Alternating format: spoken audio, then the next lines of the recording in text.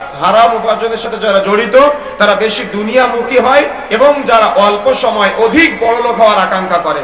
মৌলিকভাবে দুইটা পয়েন্ট। যারা দুনিয়াতে হারাম ইনকাম করে, হারাম উপার্জন করে, তাদের মৌলিকভাবে দুইটা চিন্তা। এক, দুনিয়াতে শর্টকাটে বড়লোক হতে হবে।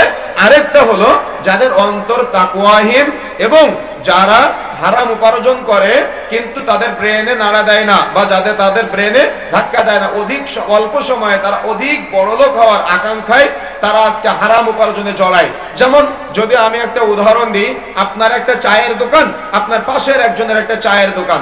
আপনার চায়ের দোকানে সকাল 8টা থেকে রাত্রি 10টা পর্যন্ত আপনি সিনেমা দেখান, কিন্তু আপনার পাশের দোকানে সে কখনো সিনেমা দেখায় না, সে কখনো সিগারেট বিক্রয় করে না, সে কখনো জর্দাগুল বিক্রয় করে না। সে কি করে? সে শুধুমাত্র চা বিক্রয় করে, হালাল পণ্য যেগুলো আছে সেগুলো বিক্রয় করে, অর্থাৎ সে কোনো হারাম পণ্য বিক্রয় করে না। এখন আপনি হারাম পণ্য বিক্রয় করতেছেন, আপনার দৈনিক ইনকাম অর্থাৎ লভ্যাংশ থাকতেছে 1000 টাকা, কিন্তু যে হারাম ইনকাম করে না, যে সিনেমা দেখায় না, যে সিগারেট জর্দাগুল বিক্রয় করায় না অর্থাৎ করে না, তার হয়তো দৈনিক ইনকাম হয়তো 500 টাকা। তাহলে অনেক কম বেশি হচ্ছে না? এখন দেখা যাচ্ছে আপনার এই হারাম ইনকাম হচ্ছে কিন্তু তার ইনকামটা হচ্ছে হালাল। কেন? সে হালাল পণ্য বিক্রয় করতেছে আর আপনি হারাম কাজে সহযোগিতা করতেছেন।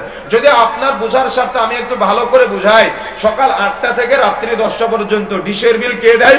আপনি দেন। কারেন্টের বিল কে দেয়? আপনি দেন। টিভি কার টাকায় ক্রয় করা?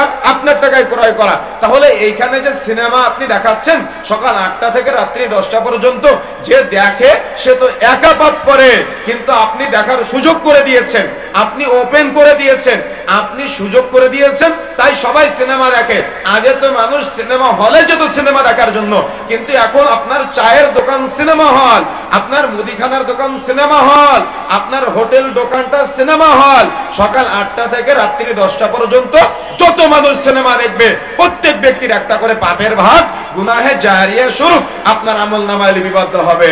তার মানে যেহেতু আপনি গুনাহ করতে সহযোগিতা করেছেন, সেহেতু গুনাহের দায়ভার আপনাকেও নেওয়া লাগবে। গুনাহে জারিয়া স্বরূপ আপনার আমলনামায় এই গুনাহের দায়ভারটা যুক্ত হতে থাকবে। সকাল 8টা থেকে রাত্রি 10টা পর্যন্ত আপনি সিগারেট বিক্রয় করলেন বা আপনি দোকানে দোকানে এটা সাপ্লাই করলেন, আপনি বোঝার চেষ্টাই করলেন না যে আপনি কি করতে সহযোগিতা করতেছেন।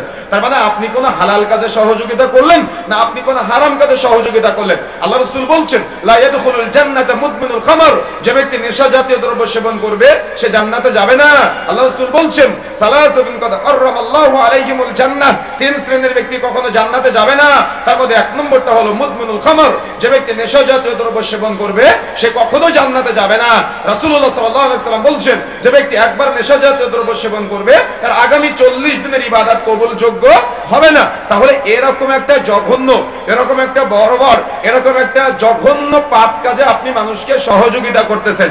এই সকাল 8টা থেকে রাত্রি 10টা পর্যন্ত আপনি হয়তো এই কোম্পানিতে চাকরি করেন বা আপনি হকারি করার মাধ্যমে দোকানে দোকানে সাপ্লাই দেন বা আপনার চায়ের স্টলে, আপনার মুদিখানার স্টলে আপনি সকাল 8টা থেকে রাত্রি 10টা পর্যন্ত যত মানুষকে আপনি এই মাদক দ্রব্য সাপ্লাই করবেন, মনে রাখার চেষ্টা করবেন যে খায় সে তো একা পাপ করে, কিন্তু আপনি এই সিগারেট জর্দাগুল বিক্রয় করার মাধ্যমে যত মানুষ আপনার দোকান থেকে খাবে প্রত্যেক ব্যক্তির একটা করে পাপের ভাগ আপনার আমলনামায় লিপিবদ্ধ হবে। তাহলে কি উপার্জন বৈধ হলো না অবৈধ হয়ে গেল? উপার্জন হালাল হলো না হারামের মিশ্রণ হয়ে গেল?